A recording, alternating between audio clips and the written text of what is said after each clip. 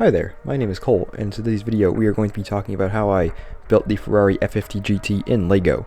And before we start, if you'd like to build this model yourself, the instructions are available at my website at the link in the description below. So before we start, a little bit of history on the Ferrari F50 GT. Some of you might know what it is, a lot of you might not know what it is, and I like to talk about cars, so let's go. In the mid-1990s, we had the BPR Global GT series, which had all sorts of insanely cool cars, including the Ferrari F40 racing in it, which I've built before.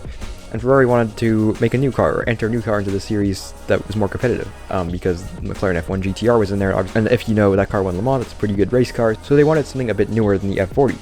So they started designing the F50 GT.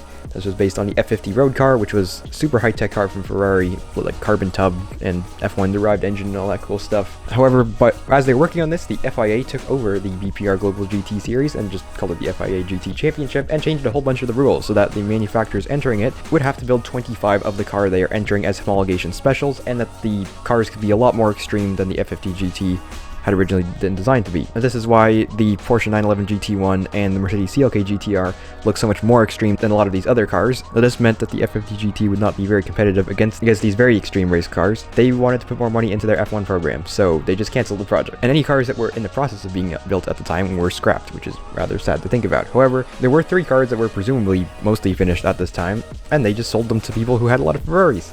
And so they were occasionally seen at some car shows after being delivered, but I don't believe one of them has been seen in public since 2014. So it's just been over 10 years at this point, so here's hoping we see one again soon. There are rumors that this car is faster around the Fiorano test track than the much more recent FXXK, which is really cool to think about. And that is why I think the F50 GT is an extremely cool car, a very secretive and little known car. And so, yeah, we're building it in LEGO. So, a relatively very long time ago, in 2021, not that long ago, some of you guys will remember, I built a model of the F50 GT, and it was actually pretty solid.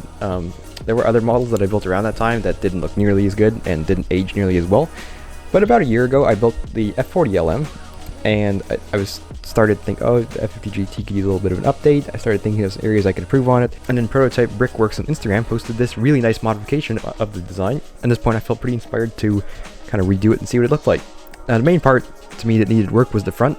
There were several parts that I was unhappy with, including how the whole front kind of bulged upward, while on the real car it just super low and sloped. The front intake was not the right shape, and the front bumper, which was somewhat accurate, but it was a bit higher than I'd like. It had these awkward studs underneath it, and the whole front just looked a little bit tall and flat. This is an extremely low and just aerodynamic looking car, and this didn't quite look right. Now, if you'd like to see the design of that, you can go to this really old video, see how that one went together. We're kind of just going to talk about how I modified this one here, because you'll see how it goes together. So I basically just got rid of the whole front and started over. That whole build in front of the curved slopes was lowered by half a plate, and it's made it look a lot just nicer and more low. The front intake was just rebuilt with some tiles to give the F50 this happy face, or at least I call it the happy face. It looks like it's smiling. And because of the half plate lower that I mentioned earlier, you just lowered the whole front bumper so it lines up with the side skirts, which are already half plate lower than the chassis.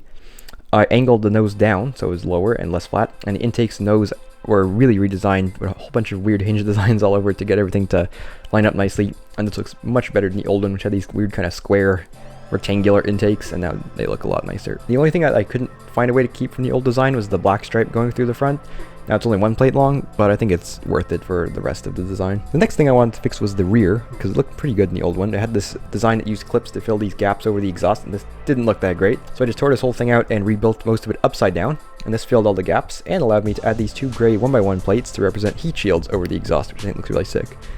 I also adjusted the wing half a stud forward, which is interesting because looking at blueprints and stuff, it's like, I feel like this should have been obvious to me that it should be here instead of here, and I feel like it makes a massive difference in just the general shape of the car. From a distance, having the wing here, I think looks much better. Now, to finish updating it, I redid the engine cover, and I put some NACA ducts on there, because the old one just had old grills, which was fine, but we're trying to make it a little bit nicer looking.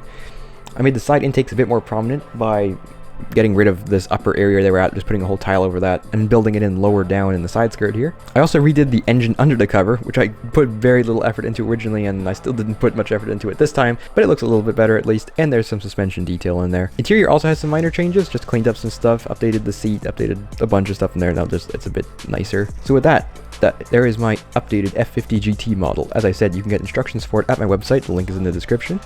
If you bought the original version's instructions, you either have been sent them through email, or if you've bought them from Rebrickable, you can get the updated instructions at the page. And with that, thank you so much for watching.